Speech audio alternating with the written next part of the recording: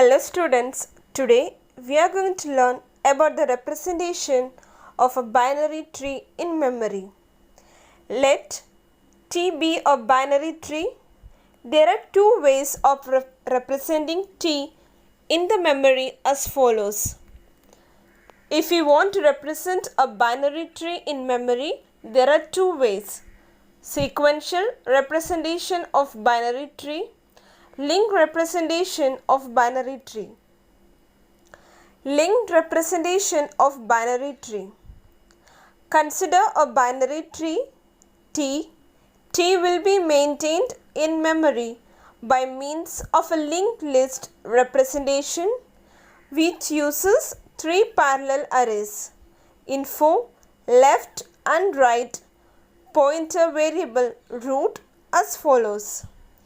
In binary tree, each node n of T will correspond to a location k such that left k contains the location of the left child of node n.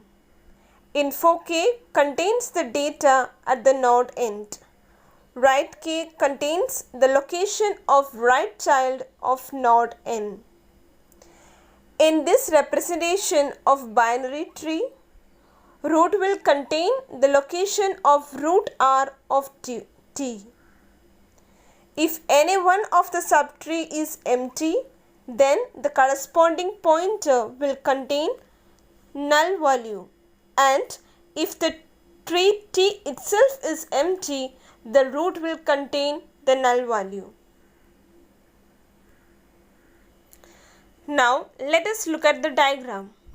Consider the binary tree T in the figure. A systematic diagram of the linked list representation of T appears in the following figure.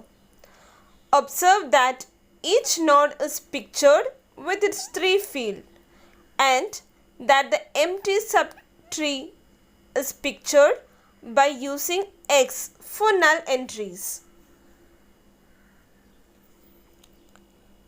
Now, what do you mean by a sequential representation of binary tree? Just look at the diagram. Let us consider that we have a tree T. Let our tree T is a binary tree that complete a binary tree.